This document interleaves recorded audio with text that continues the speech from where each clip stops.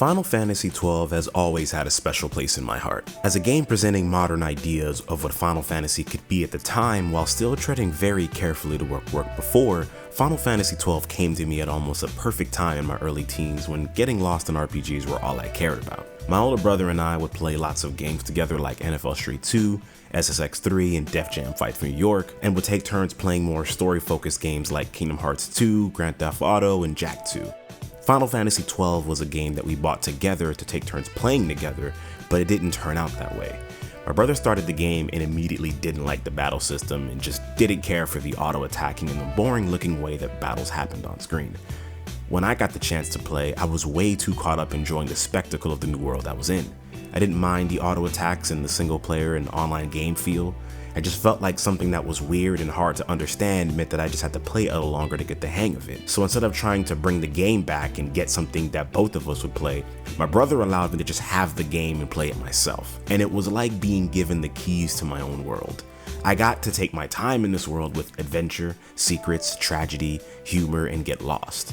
And I'm so glad this is one of the first games I could call my own because Final Fantasy XII is a beast of a game. Now, Final Fantasy XII is one of the first open world RPGs in the series with side quests and little secrets in the overworld that aren't so easily explained unless you had a guide or reliable internet at the time. Walking around the streets of Rabanastre and Lowtown feels lively, and there's so many regular NPCs to chat with, all from different races, walks of life, and circumstance that lends itself to stronger world building and the feeling that this is a place that these characters actually live in with stakes and consequences.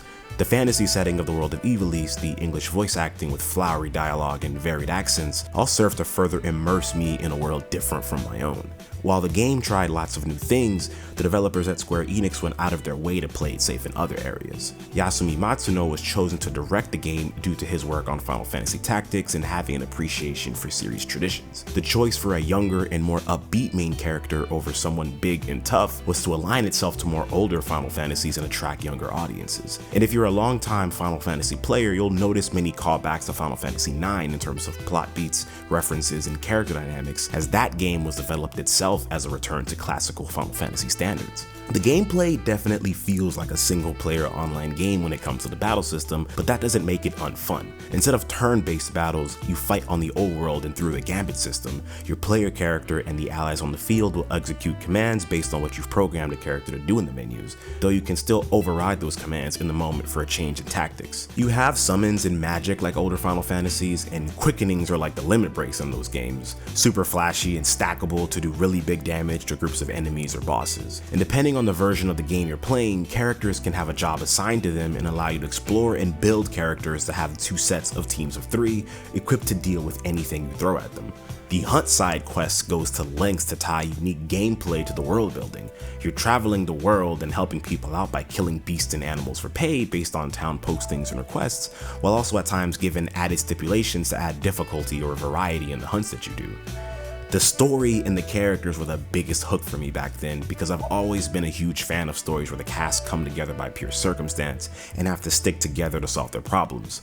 Our young, plucky war orphan main character Vaughn and his little lady friend Penelo find themselves swept in a battle with a princess and alleged kingslayer against rulers and gods for the future of their country. Not only did the story wow me with intrigue and rising stakes, but the cast had plenty of standouts for me back then and I appreciate them even more now. Balthier is a charming sky pirate with some of the best one-liners.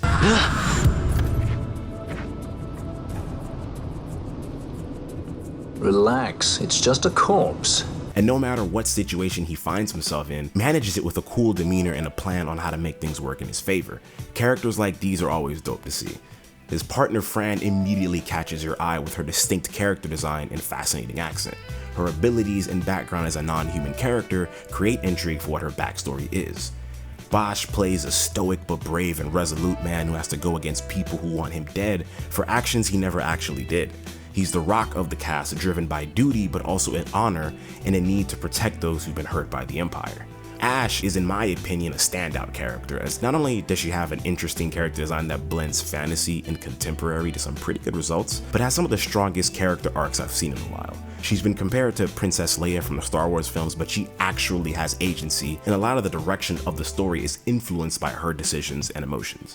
Vaughn, and to a smaller extent Penelo, is what I would call the heart of the cast. While he can draw some annoyance from players for being just a kid in over his head and doesn't always understand the reality of the situations he's in, what Vaughn offers in a cast of mostly adults dealing with huge political and dangerous situations is a bit of wonder and representation of the average person whose life was upended by political schemes and war in this world. He has his own arc to overcome that flows into Ash's arc beautifully as a story of overcoming loss and hatred. Plus, some of the game's best jokes just come from him being a kid. And the point of emphasizing the cast's strengths and appeal is to show how Final Fantasy XII really feels like a bit of an ensemble cast at times. There's been constant discussion on who the true lead character of the game is, and that isn't because the game has poor writing, it's because many of the characters share lead roles and complement others as the plot ramps up, and the cast is specifically broken up into pair dynamics to emphasize Ivalice and her people. Vaughn and Penelo represent the little guy, the everyman, the powerless and penniless people of Ivalice's society who just want a better life and are tired of having to get by while the Empire oppresses and war destroys them. Bosch and Ash represent the elite and higher society. These are characters who were in power and moved with honor for their country and people, but were also ruined by the Empire due to war and betrayal. There's a drive to make things right and restore order for Ivalice from these characters. Balthier and Fran represent the outsiders, the people who have been able to uproot themselves from that same society and lead their own lives of desire and personal salvation. They've largely opted out of trying to heal the world and focused on themselves, but that doesn't mean that they don't care about doing what's right either. And I have so many memories of the first time I played this game in 2006, whether it was figuring out how to give Vaughn great swords, or trying to hit 100 chain combos in the Lusu mines, or getting stuck on the Demon Wall boss fight.